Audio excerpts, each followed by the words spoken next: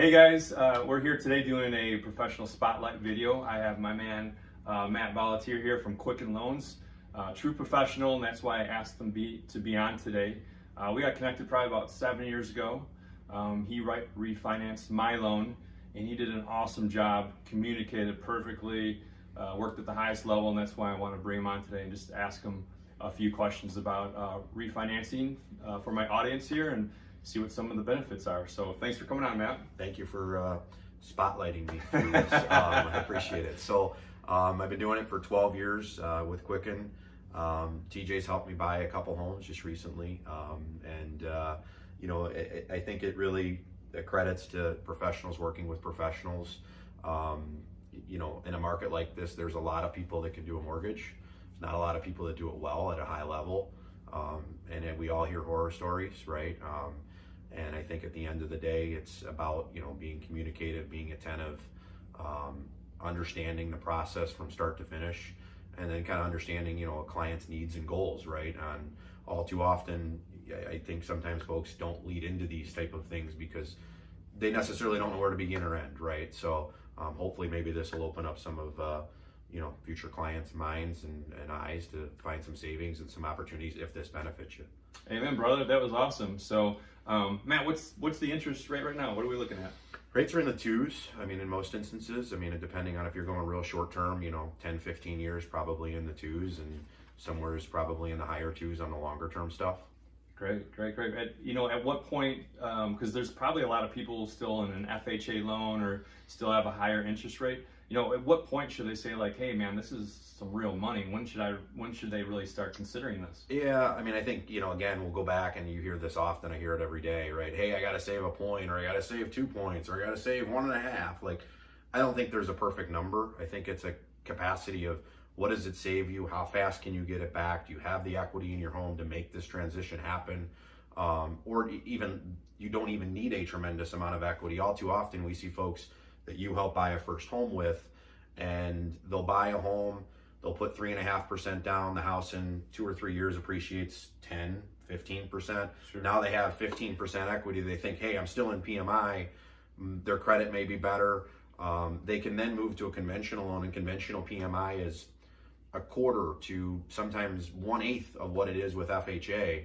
And I think that's a big savings there alone, even if rate stays the same. If you can save 80 to $100 on PMI, there's value there, right? There's value in reducing rate and removing PMI entirely. So I think it's a fingerprint, right? Like, it's every loan's a little different. I think that's what, there's not an answer to it. Sure. Again, I think if we can save one client $50 and that benefits them, and we can save another person 150, everybody's goals and needs are different, right? Sure. It's kind of like, I guess, in the way I vision it, it's kind of like going to the doctor. You have a need. You might not know exactly what it is, right, but talk to Matt, talk to the professional. He'll communicate well and break it down, and you'll understand it. Some of the stuff that I've been doing this 14 years, I still don't get all of it, but I don't have to get all of it because I have guys like this who communicate it and make it understandable to people like us or guys like me. It makes it easy, and that was the beauty of Matt. He broke everything down and made it very, very simple for me. So what are the out-of-pocket costs? Do people need money to refinance? Typically, no. In most instances, we're taking nothing out of pocket, or very, very small amounts, if anything. And in most cases, there's opportunities to not have an appraisal today with the markets. There's a lot of kind of flexibility and some different things that can be done there, from a reduction of out-of-pocket cost to zero. And in a lot of instances, there's also some positives, right? You can get some escrow refund money back. You can skip a payment. God knows that helps a lot of folks, right? In paying off other things, or just putting that money in a reserve account and being able to do more with it. So no, in most cases, I would tell you 85, 90% of the folks we talk to have, zero out of pocket, and they're closing in 25 or 30 days, and, skip the payment and get some money back. Sure. It's really a no-brainer if it makes sense, if you're actually going to save real money to start the process and not have to bring anything out of your pocket. I know personally, again, everyone's probably a little different. I know I brought zero to closing, and it was perfect because my circumstance was, I think I saved like $200 a month, so that's real money, and it didn't cost me anything. So we're gonna do our best here, so don't laugh too much at us. I think just to piggyback off of that, here's the other piece. Like, a lot of folks get concerned with cost or dollars or things rolled into a loan. And the expression I think that most mean to kind of look at is equity does you one of two things, right? It's an opportunity cost, right? It does you no good buried in, a property, a backyard, unless you do two things. You borrow it or you sell and you can take that money and do something else with it. The challenge is most sit on equity for many, many years. It doesn't save them any real money.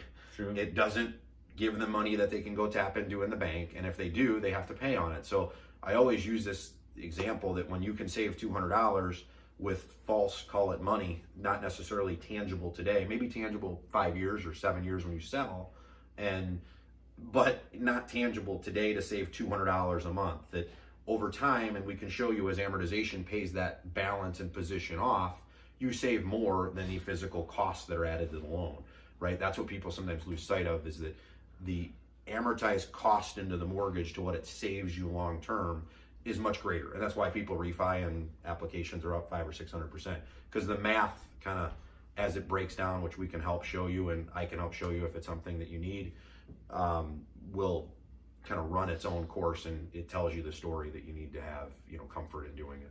Yeah, perfect. We're gonna do our best to show an example. I don't know how well this is gonna work, but I will leave this in the page so you can actually see the numbers. But I'll have Matt break this down for you. Again, it's probably a little far, and I'm Vanna White here, so So I use an example, right? I mean, there's folks that have a couple-year-old mortgage. It's $200,000. It's an FHA mortgage with PMI at 3.5%. Granted, a great mortgage. We've been spoiled. Interest rates have been low for a decade, right? You're paying PMI at approximately $140 a month. You're paying let's move up here, a principal and interest payment of, call it $898 or $900. Your total payment before taxes and insurance is $1,093, right? We go in to break out a new loan that's 2 years old. You've paid down from $200K to $191,000. Call it, you get a rate under 3% on a 30-year mortgage. You have no mortgage insurance because the home's appreciated or we're able to get you out of it. The cost approximately, or let's say $3,000. Your new loan balance equates to, call it $191 plus 3K. Payment comes in at $817, which is a grand total of $222. And in 14 payments, if we're looking at building equity back into the home, you recoup that. Now, some may not care about that, but that's that kind of math equation that we talk about of how fast do you get your proceeds back, or when does that dollar come back to you. And there's just a prime example of a loan making sense. And obviously there's thousands of different examples we could provide, but that's just one that I think, again, surface level, this looks like a great mortgage, but there's way better opportunities. And even if we dealt with PMI over here on the conventional loan with not removing PMI entirely, if that PMI goes from $140 to $28, it's still a bigger savings than what you'd be doing today, right? So a lot of examples and a lot of opportunities out there to help folks for sure. Yeah, so makes sense to me. The math is there. I mean, if you want to save some money, if you want a better loan, just a better product. I mean, if you're planning on being in a house, like I said, 14 months is all it takes to recoup that. And if you're going to be there, 3 years, you're making money. So, right. So yeah, what we're going to do is I'm going to leave Matt's information. I strongly encourage you to reach out, ask questions, use them as a resource. As you can see today, he took some good time out of his own day. The guy's just a wealth of knowledge, and he'd be more than happy to help you out. Great guy. And I appreciate you coming in. We're not coming in. We're using the Bollitier studio here. Thank you. Thanks for having me. Yeah, but we appreciate it. And I will be posting this and leaving his information. So please, please, please reach out and save yourself some money and give Matt a call. Then call this guy if you need to buy or sell a house. How's that? There you go, Matt. All right. Thanks a lot, guys. We appreciate you. Bye-bye.